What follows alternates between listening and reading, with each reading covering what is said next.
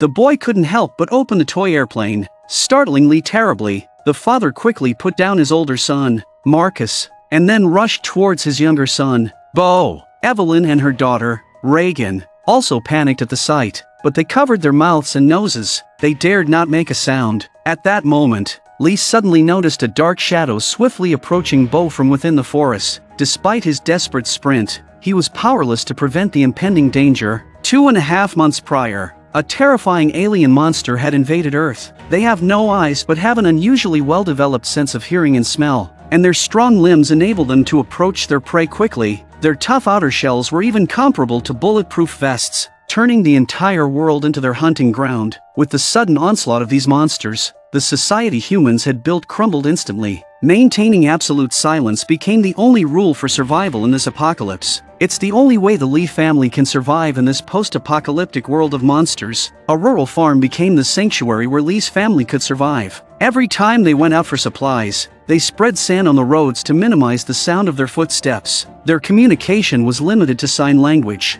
for fear that even the slightest noise would alert the nearby monsters. However, an accident occurred during one of their trips to gather supplies. The family was preparing to return home fully loaded, unaware that Bo had secretly taken a toy airplane. The scene at the beginning unfolded during their journey home. Bo's death plunged everyone into sorrow. Lee was consumed with guilt, believing he had failed to take care of Bo. To prevent such a tragedy from happening again, they became even more cautious than before. They installed cameras around the farm to monitor the movements of the monsters at any time. Because they couldn't make any noise, the house was surrounded by neon lights set up as alarms. When the red lights lit up, it indicated that monsters were nearby. Every day, Lee also sent out distress signals hoping to find other surviving humans, but each attempt was met with silence. Time moved on, and a year later, the family was about to welcome a new member. They made ample preparations for the arrival of their fourth child. They transformed the basement into a soundproof room, lining the walls with thick layers of newspaper for sound insulation. The baby's crib was turned into a fully enclosed wooden box with only a small oxygen tube for breathing. Once all preparations were complete, the family sat down together for a meal. They maintained the ceremonial feel that was essential, all the while praying for the disaster to pass soon.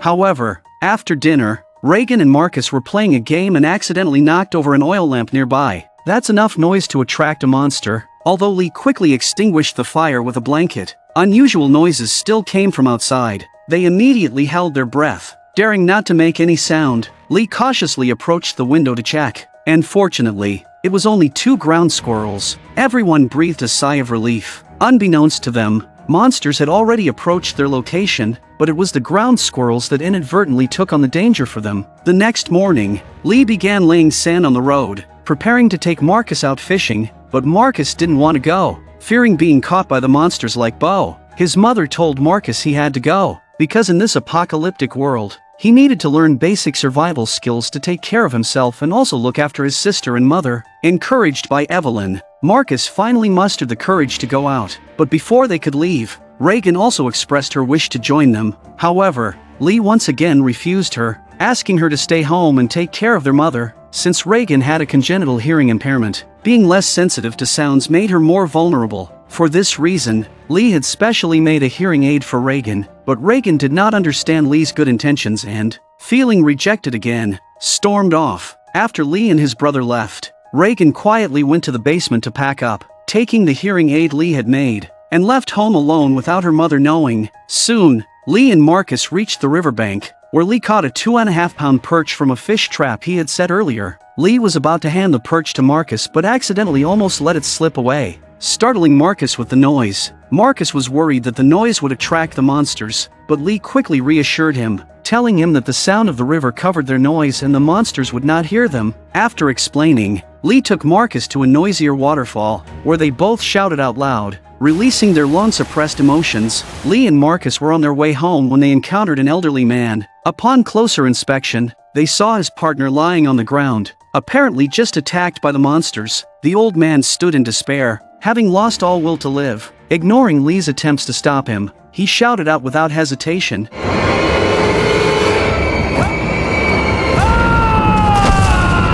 Lee quickly grabs Marcus and hides behind a large tree, watching helplessly as the old man is killed by the monster that was drawn to him. And at home alone, Evelyn realizes that Reagan isn't there. so she has to take her freshly washed clothes out to dry herself. As she ascended the stairs, the sack unexpectedly caught on a nail. Evelyn, unaware, gives a hard pull and straightens a bent nail, inadvertently laying the groundwork for future trouble. After hanging the laundry, Evelyn sits in Beau's bedroom, unable to hold back her tears as she looks around at everything. Perhaps due to the intense emotional stress, Evelyn suddenly realized that her due date had unexpectedly moved up. Evelyn immediately sensed that giving birth alone under these circumstances was akin to suicide. She intended to go to the basement to activate the warning light to signal to Lee that she was in trouble, but accidentally stepped on the nail she had straightened earlier. Excruciating pain shot through her, yet Evelyn dared not make a sound. She grimly pulled her foot free, not daring to delay for a moment. Evelyn quickly gets up to turn on the warning lights,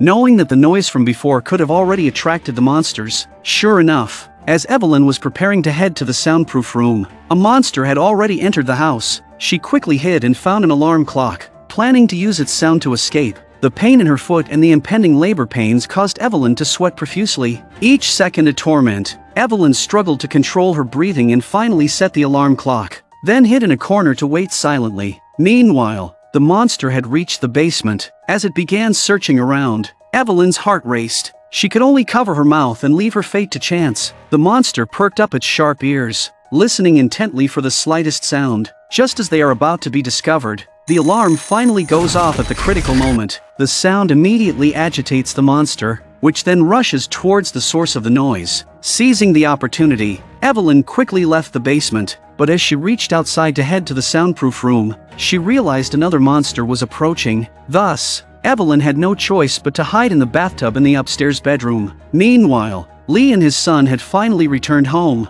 Seeing the warning light on, Lee immediately sensed trouble and rushed towards the house. After confirming that the house had been attacked by monsters, Lee instructed Marcus to go far away and set off fireworks to create a louder distraction to draw the monsters away. Motivated by concern for his mother, Marcus bravely set out to act. Lee, armed with a shotgun, prepared to sneak into the house to attempt a rescue, but the situation was dire. As blood continues to flow, Evelyn, lying in the bathtub, can no longer hold back from going into labor. To make matters worse, the damned monster is also heading towards the second floor. In desperation, Evelyn grabbed a blanket to cover herself, preparing to give birth right there in the bathtub. The approaching monster and the pain almost overwhelmed her. A single sound from her could mean death for both mother and child. Fortunately, at the crucial moment, Marcus set off the fireworks. When the monster was distracted, Evelyn could not help but scream. Hearing this, Lee immediately ran into the house with his shotgun, and Reagan,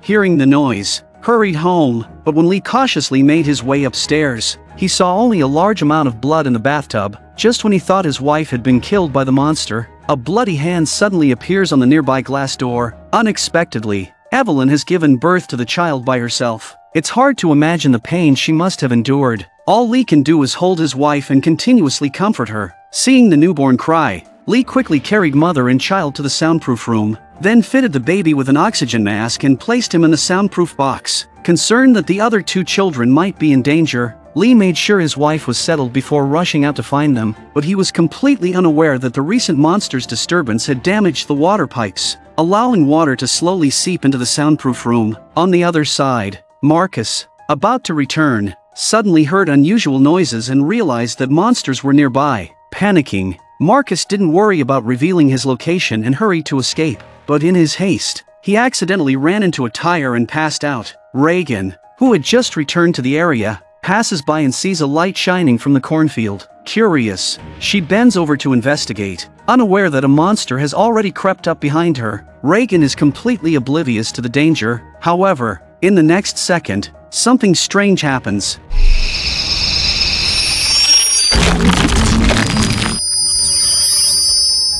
Unexpectedly, the amplified audio from her hearing aid causes discomfort to the monster. Reagan inadvertently saves her own life and, following the light, she discovers her brother, who has just woken up. They then make their way to the top of the corn silo to light a bonfire and wait for Lee's rescue. Meanwhile, Lee, stationed in front of a monitor, fails to notice any sign of the children. In the soundproof room, Evelyn, who has just opened her eyes, hears the sound of water. She gets up and is shocked to find the soundproof room flooded, with the baby in the soundproof box swept to a nearby spot. Worse still, a monster has somehow entered the room. As Evelyn gets out of bed to pick up the child, she sees the monster submerge into the water. Gathering her courage, she slowly approaches and finally manages to pick up the child. At the same time, the monster slowly surfaces. Terrified, Evelyn immediately holds her breath and carefully retreats, using the water curtain behind her to mask her sound. However, the monster seems to sense something and begins to slowly approach her. At this point, Reagan on the granary doesn't want to sit around and wait. She prepares to take her brother and head home, while Marcus wants to continue waiting for Lee's rescue. As they argue, Marcus accidentally falls into the silo, his noise drawing the monster away, inadvertently saving his mother's life. At the same time, Lee, who is in the cornfield, spots their location. Fortunately, since the silo is filled with corn, Marcus is unharmed, but Marcus faces a new crisis. As the piled corn acts like a swamp and could swallow him at any moment, Reagan signals to Marcus not to move, but Marcus, unable to see, struggles to reach a flashlight nearby. Just then, a shaky iron door suddenly falls, nearly killing Marcus. Startled, Marcus frantically twists his body but sinks deeper. Worse yet, Lee outside witnesses a monster, drawn by the noise, rapidly approaching them. To rescue Marcus, Reagan has no choice but to jump down. She pushes a door panel over and manages to pull Marcus up, but she finds herself in trouble, watching his sister slowly being engulfed by the corn. Marcus hurriedly crawls over and reaches out for Reagan. After groping around, he finally grabs Reagan's hand and, with all his might, pulls her up. Just as they breathe a sigh of relief, the monster jumps down. In the frantic moment, the siblings quickly use the door panel to block it, but the monster easily slices through the panel with a mere swipe. At the time of the crisis, the hearing aid once again played a role. The disturbed monster immediately became very difficult to bear and then turned around and broke through the grain silo and left the place. Using the large hole made by the monster, the siblings finally escape and reunite with Lee, who has just arrived. Lee soon realizes that the monster hasn't left. He tells the siblings to quickly hide in a nearby truck, while he grabs an axe for self-defense. But the monster is on the roof, and before Lee can react, he's struck and sent flying by the creature's powerful blow. In a moment of panic, Marcus loudly calls out to his father, but this only puts him and his sister in greater danger. As the monster charges, Reagan's hearing aid emits a piercing noise, but she doesn't realize the sound can save lives and quickly turns it off. With no more interference, the monster pounces and starts attacking the siblings in the truck. Severely injured, Lee slowly rises. Seeing his children in danger, he decisively drops his axe. As a father concerned for his children's safety, he knows what he must do. After expressing his love through sign language, Lee bravely lets out a loud yell.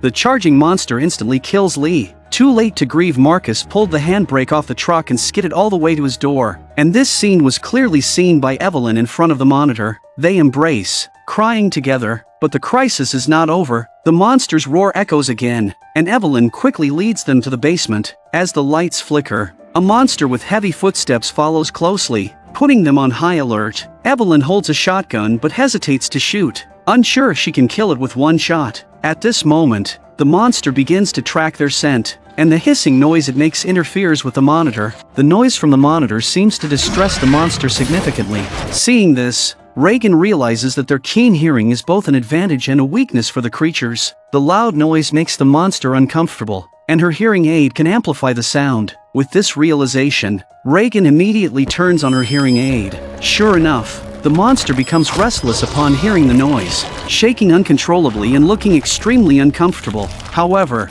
this damage is not enough to kill the monster. Hearing the baby's cry, the monster tries to attack again. Reagan, deciding to act, takes off her hearing aid and presses it directly against the microphone, multiplying the sound several times over. Finally, the monster can't withstand the noise and collapses after a brief struggle. Evelyn looks at her daughter, seemingly impressed by her quick thinking. However, the next second, the not-quite-dead monster slowly rises and lunges again, but its skull is now completely open, leaving it defenseless. Evelyn fires her gun and finally kills the monster, but the gunshot attracts more creatures. Through the monitor, they clearly see several monsters quickly approaching, but now that they know the creature's weakness, they are no longer afraid. They turn the power up to maximum, easily handling the incoming monsters.